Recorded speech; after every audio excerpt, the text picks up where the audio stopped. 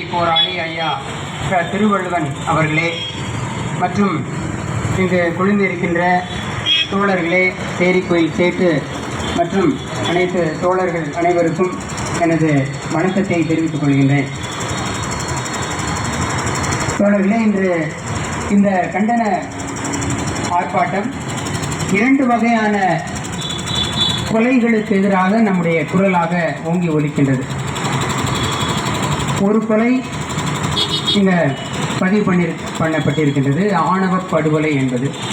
இது சாதியத்தை நேரடியாக சாதியத்தை உள்ளிருத்தி இருக்கின்ற ஒரு படுகொலை, சாதிய ஆணவ படுகொலை என்று நாம் சொல்கிறோம்.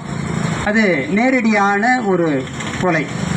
சமூகத்தில் மக்கள் சாதி உணர்வு வெறி பிடித்த மக்கள் நடத்துகின்ற ஒரு படுகொலை தான் சாதிய ஆணவ படுகொலை என்று சொல்லுகின்றோம். அதற்கு எதிராக நம்முடைய கண்டன முழக்கங்களையும் கண்டனத்தையும் பதிவு செய்து கொண்டிருக்கின்றோம். இன்னொன்று நீட் தேர்வுக்கு எதிரான போராட்டம். இது ஒரு படுகொலையாக தான் நான் பார்க்கின்றேன். இந்த படுகொலை யார் செய்கிறது? சாதி ஆணவ படுகொலையை சாதி வெறி பிடித்த மக்கள் ஒரு சில பேர் செய்கிறாங்க. அப்படின்னா இந்த நீட்டை வலியுறுத்துகின்ற ஒரு தத்துவமானது இது அரசாங்கமே செய்கின்ற ஒரு படுகொலையாக தான் நான் பார்க்கின்றேன். அரசாங்கம் இது சாதியை மறைமுகமாக வைத்து செய்கின்ற ஒரு படுகொலை, கல்வி உரிமை மறுப்பு படுகொலையாக தான் நான் பார்க்கின்றேன். நிறைய பேர் தற்கொலை செய்து கொண்டு இருக்கின்றதா நம்ம பார்க்குறோம். குழந்தைகள், நம்முடைய குழந்தைகள்லாம் நீட் தேர்வை சில பேர் எழுதியும் அதுக்கு அந்த படிக்கிறதுக்கான வாய்ப்பு கிடைக்கல என்று நிறைய பேர் தற்கொலை செய்து கொள்கின்றார்கள். தேர்வையே எழுதி முடிக்க முடியாத தற்கொலைகள்லாம் இருக்கின்றது. ஆனால் இது தற்கொலை அல்ல, இது மாறாக அரசாங்கமே இதை மறைமுகமாக செய்கின்ற ஒரு கல்வி உரிமை படுகொலையாக தான் நான் பார்க்குறேன். மருத்துவ கல்வி உரிமை படுகொலை. இது அரசாங்கம் மறைமுகமாக செய்கின்ற ஒரு படுகொலை தான் என்று அதைத்தான் நாம் அனைவரும் எதிர்த்து குரல் கொடுக்க வேண்டும். எனவே இந்த இரண்டுமே மக்களை அதிகமாக பாதிக்கின்ற ஒரு படுகொலைகளாக இருக்கின்றது. இதைத்தான் நாம் தொடர்ந்து கண்டித்து வருகின்றோம்.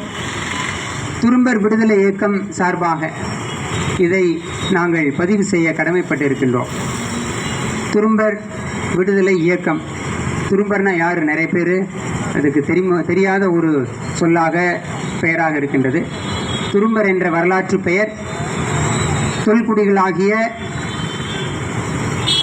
குதிரை வண்ணார் சமூகத்தை குறிக்கின்ற ஒரு பெயராக இருக்கின்றது.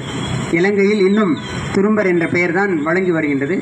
எனவே இந்த சமுதாயத்தில் சாதிய ரீதியாக கடைநிலையில் ஒதுக்கப்பட்ட ஓரங்கட்டப்பட்ட மக்கள் தான் குதிரை வண்ணார் சமூகம்.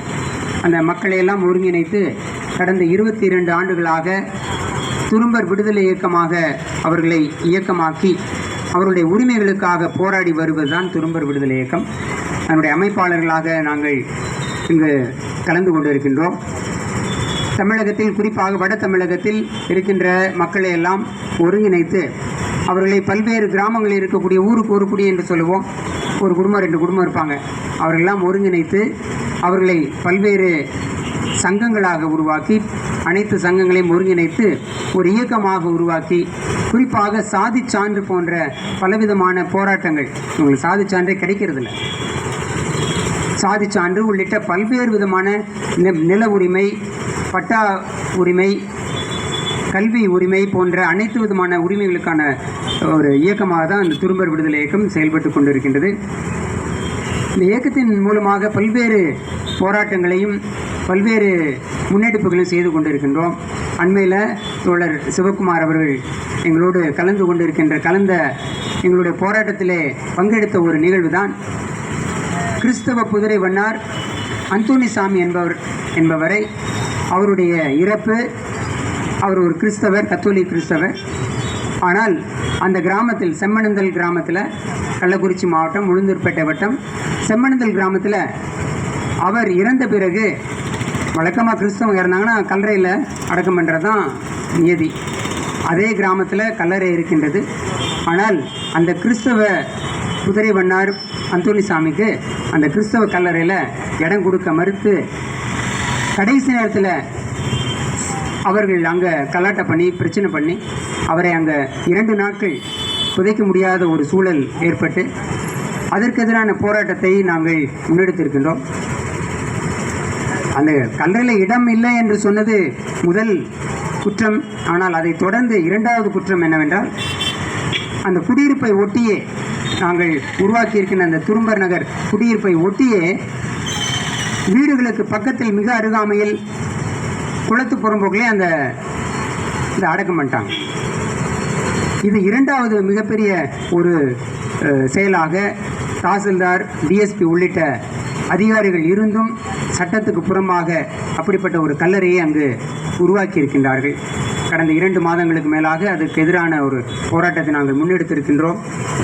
அதற்கு தோழர் சிவகுமார் போன்ற தோழர்கள்லாம் தோள் கொடுத்து பல கூட்டங்கள், அதிகாரிகளை பார்த்து அதற்கான முன்னெடுப்புகள் எல்லாம் செய்து கொண்டிருக்கின்றோம். படுகொலைகள் என்பது நேரடியாக ஒருவரை தாக்கி இன்று நாம் வீரவணக்கம் செய்து கொண்டிருக்கின்றோமே. தோழர் ஆம்ஸ்ட்ராங் அவர்கள் புரட்சியாளர் அம்பேத்கர் அவர்களுடைய தத்துவ ரீதியான களப்போராளியாக, போர் தளபதியாக இருந்து இன்று இளைஞர்களுக்கெல்லாம் ஒடுக்கப்பட்ட இளைஞர்கள் மட்டுமல்ல, மாறாக யார் யாரெல்லாம் சாதி ஒழிப்பிற்காக போராடுகின்றார்களோ அப்படிப்பட்ட இளைஞர்கள் மக்களுக்கெல்லாம் ஒரு உந்து சக்தியாக இருந்தவர் தான் தோழர் ஆம்ஸ்ட்ராங். அப்படிப்பட்டவர்களை நேரடியாக கொடுவா வச்சு வெட்டுறது அதுதான் படுகொலை. ஆனால் சாதி என்பது மனதளவில் ஒருவரை சிதைப்பது. ஒரு கை காலை வெட்டுறது அல்லது கழுத்தை வெட்டுறது தான் கடைசியில் கொலையாக போய் முடியுது. ஆனால் உள்ளத்தை சிதைப்பது, உள்ளத்தில் இருக்கக்கூடிய ஆற்றலை சிதைப்பது தான் அந்த சாதி. இது இந்த சாதாரண வெளியே நாம் பார்க்குற படுகொலையை விட மோசமான ஒரு கொலை தான் இந்த சாதிய அமைப்பு. அது ஒவ்வொரு நாளும் படுகொலைகளை செய்து கொண்டே இருக்கின்றது. எனவே இப்படிப்பட்ட நிலைக்கு எதிராக தான் நாம் தொடர்ந்து போராடி கொண்டிருக்கின்றோம். எனவே இப்படிப்பட்ட இந்த கூட்டத்தில், இந்த ஆர்ப்பாட்டத்தில் கலந்து கொண்டிருப்பது எங்களுக்கெல்லாம் பெருமை அளிக்கின்றது, கடமையாக இருக்கின்றது. நாம் அனைவரும் சேர்ந்து தொடர்ந்து இந்த இப்படிப்பட்ட படுகொலைகளுக்கு எதிராக, குறிப்பாக சாதி ஆணவ படுகொலைகளுக்கு எதிராக மற்றும் நீட் தேர்வு போன்ற மனித உரிமைக்கு எதிரான, குறிப்பாக கல்வி உரிமைக்கு எதிரான ஒரு படுகொலைகளை எல்லாம் நாம் எதிராக போராடி தொடர்ந்து நாம் ஒன்றிணைந்து போராடுவோம். இறுதி வெற்றி கிட்டும் வரை போராடுவோம் என்று கூறி வாய்ப்புக்கு நன்றி கூறி இடம் அமைகின்றேன். நன்றி, வணக்கம்.